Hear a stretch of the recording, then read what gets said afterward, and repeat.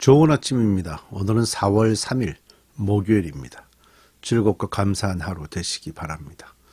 이제 예수님과 제자들은요 함께 예루살렘으로 향하고 있었습니다.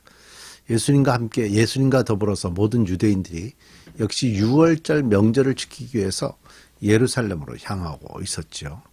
예수님이 이제 마지막으로 6월절 명절로 들어가고 계시는 겁니다. 그들은 모두 죄를 용서받기 위한 희생 제사를 드리게 될 겁니다. 예루살렘에 가는 이유죠. 그들 중에 많은 사람들은 그 희생 제사를 드릴 때 필요한 성전 제단에 바치기 위해서 가장 좋은 어린 양을 구했을 겁니다. 예수님도 지금 세상의 죄를 속할 제물로 자기 자신을 드리기 위해서 예루살렘으로 가고 계셨습니다. 스스로가 어린 양이 되기 위한 발걸음입니다. 우리 그 발걸음의 말씀을 좀 보도록 하죠. 누가복음 18장 31절부터 43절까지 말씀입니다. 죽음과 부활을 세 번째로 예고하시다 이렇게 되어 있습니다. 31절 예수께서 12제자를 곁에 불러놓으시고, 자, 누구에게 하시는 말씀이죠?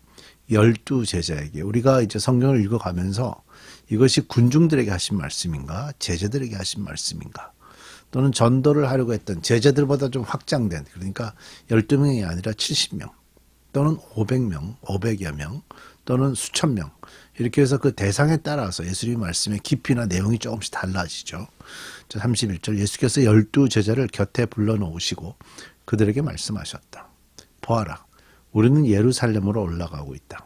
인자에 관하여 예언자들이 기록한 모든 일이 이루어질 것이다. 인자가 이방 사람들에게로 넘어가고 조롱을 받고 모욕을 받고 침뱉음을 당할 것이다. 예수님이 죽음과 부활을 말씀하신 것이 이제 이번이 세 번째가 되는데요. 마태복음이나 마가복음에 보면 이 내용도 지금 기록이 되고, 지금 이 부분은 이제 세 번째로 말씀하시는 부분이죠. 근데 이제 거기서 인자가 이방 사람들에게 넘어간다라면서 조롱받고 모욕을 당하고 침뱉음을 당하고 그들은 채찍질한 후에 그를 죽일 것이다 하는 것은 뭐냐면, 유대인이 이방인에게 넘어간다라는 것은 굉장히 불명예스러운 것인데요. 이방인에게 넘어간다는 말은 또 다른 의미로 죽을 수 있다, 그런 의미가 있습니다. 유대인들은 원래 유대인들은 이제 잘못한 죄가 있으면 유대인들끼리 돌을 던져서 죽일 수 있는 권한들이 있었습니다. 그러나 이제 지금 로마의 지배를 받고 있었기 때문에 지금은 그럴 수가 없었죠. 그런데 이 상황 속에서, 로마의 지배를 받고 있는 상황 속에서 예수님이 로마 사람들에게 넘겨진다라는 말은 조롱을 받고 모욕을 당하고 침뱉음을 당하고 채찍질하고 죽일 수 있다 하는 것을 확실하게 좀 하는 거예요. 그러니까 예수님이 이제 곧 죽게 된다는 것을 좀 더 확실하게 표현하고 있다라고 볼 수 있고요. 33절 그들은 채찍질한 뒤에 그를 죽일 것이다. 그러나 그는 사흘째 되는 날에 살아날 것이다. 사실 이 부활이 있기 때문에 예수님은 죽음에 대한 내용도 말씀하신다고 보시면 됩니다. 그 갈보리의 요즘에 교회의 좀 그 말씀의 좀 문제점이라고 저는 좀 생각하는 것 중에 하나가, 십자가에만 너무 집중하는 경향이 있는 게 한국 교회죠. 한국 교회는 사실 그 종려주일로 지키기보다 고난주일로 지키기를 더 원하죠. 그래서 이제 갈보리의 십자가에 집중을 많이 하는 경향이 있는데, 그렇게 하면 사람들이 조금 더 감성적으로 예수님의 십자가의 은혜에 깊이 감동하는 그런 부분들이 좀 많이 발달합니다. 그래서 한국교회는 주로 거기에 많이 발달이 돼 있고요. 그러나 요즘에 이제 교회들이 조금씩 변화되면서 부활에만 치중하는 경향이 있어요. 그러다 보니까 특별히 성장하고 아주 급격하게 부흥하는 교회들의 특징 중에 하나가 십자가 얘기를 하지 않고 그 부활에 대한 얘기만 집중하고 있다. 그런 부분들이 있죠. 그러니까 결국 이렇게 되면 어느 한쪽에 치우친 것이고요.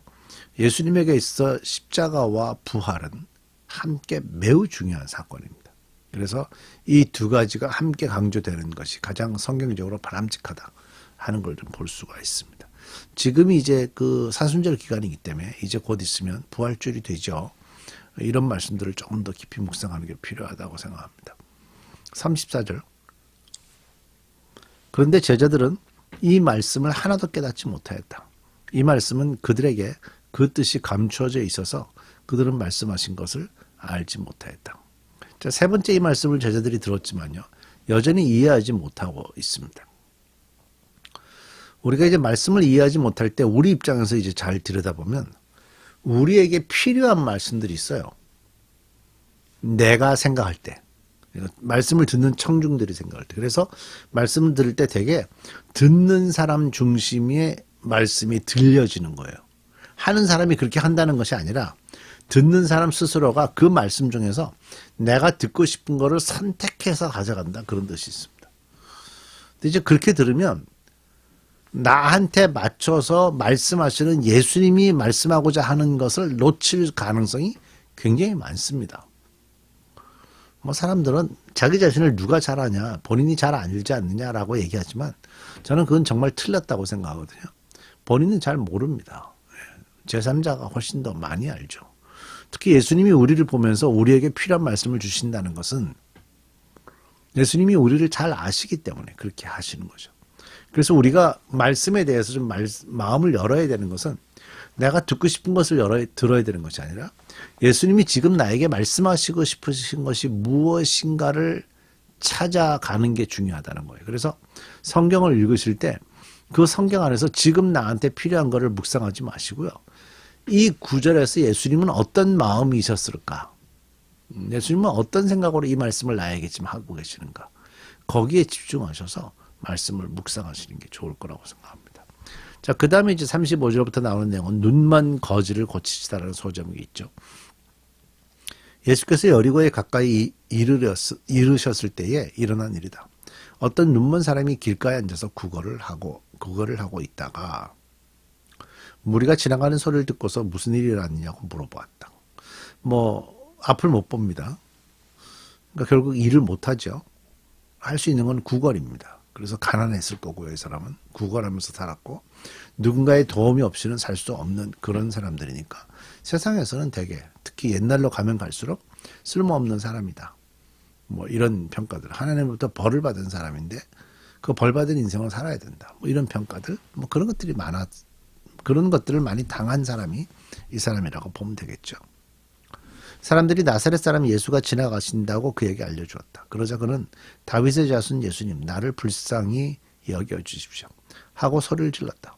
앞서가던 사람들이 조용히 하라고 그를 꾸짖었으나 그는 더욱더 크게 다윗의 자손이여 나를 불쌍히 여겨주십시오 하고 외쳤다. 메시아를 표현할 때 다윗의 자손이라고 했습니다. 유대인들 다 아는 표현이에요. 유대인들은. 이 사람은 예수님이 메시아라고 믿고 있었던 것 같습니다. 다윗의 자손 예수님 하고 표현을 했던 거죠. 사실 지금 이 사람들 예수님 주변에 있는 많은 사람들은요. 예수님을 따라다니고 있는데 이 사람들은 눈을 뜨고 있죠. 네, 눈을 뜨고 지금 예수님을 따라다니잖아요. 그런데 이 사람들은 예수님이 다윗의 자손이고 메시아라는 것을 믿지 못했습니다. 근데 그 예수를 본 적이 없는 눈을 감고 눈을 뜰 수 없는 이 구걸하던 사람은요. 예수님을 메시아로 지금 보고 있습니다. 보통 겉으로 어떤 모습을 가지고 있느냐에 따라서 세상에서는 존중을 받기도 하고 뭐 하죠. 때로는 뭐 멸시를 받기도 하고요. 그러나 세상에서 앞을 보지 못한다고 멸시는 받았지만 이 사람은 오히려 눈을 제대로 뜨고 있었던 겁니다. 육체의 눈은 가려져 있지만 실제로 예수가 누군지를 보는 눈을 뜨고 있었던 거죠. 예수님을 메시아로 믿고 있었다고 볼 수 있어요. 우리가 정말 겉모습에 집중해야 될 것이 아니라 믿음의 눈을 뜨는 게 얼마나 중요한 것인가를 오늘 말씀에서 지금 하고 계십니다. 40절 예수께서 걸음을 멈추시고 그를 데려오라고 분부하셨다. 그가 가까이 오니 예수께서 그에게 물으셨다. 내가 내게 무엇을 해주기를 바라느냐? 그가 말하였다. 주님 내가 다시 볼 수 있게 해 주십시오. 아마 이 사람은 내가 다시 볼 수 있게 해달라는 거 보니까 세상을 좀 봤다가 어려서부터 어떤 시기에 어떤 계기로 앞을 못 보게 된 것 같아요. 예수께서 그에게 말씀하셨다. 눈을 떠라. 내 믿음이 너를 구원하였다.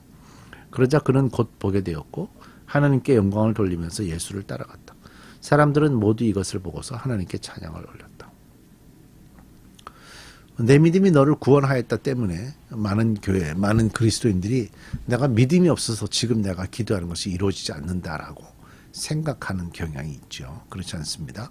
우리의 믿음이 우리를 구원하는 것이 아니라 우리의 믿음이라는 것은 내가 할 수 있다라는 것을 적극적인 사고방식을 믿는 것이 믿음이 아니고요.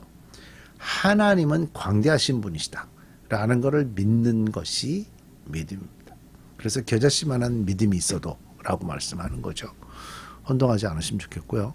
이 사람이 받은 것은 육적인 치료였는데요. 이제 영적인 치료까지 완벽하게 받았다고 볼 수 있죠. 그러니까 육적인 것, 영적인 것 함께 해결했습니다. 우리 잘 기억해야 될 것은 뭐냐? 하나님이 하시는 일은 영적인 일을 해결하시는 분이 아니시고요. 육과 영이 함께 치유된다는 사실을 잘 기억하십시오. 그것이 진정한 회복입니다. 우리 기도하겠습니다. 우리 예수님은 사람의 마음을 보신 것 같습니다. 앞을 못 보고 구걸하고 있던 이 사람을 온전하게 치료해 주시면서 그 사람의 육과 영을 온전히 해결하셨습니다. 우리도 우리 주님 앞에 나갈 때 이러한 기대감으로 나가게 하시고 우리 주님께서 우리를 어떻게 해결하시고 어떻게 회복하시는지 직접 경험하며 살아가는 저희들 되게 해 주옵소서. 예수님의 이름으로 기도드립니다.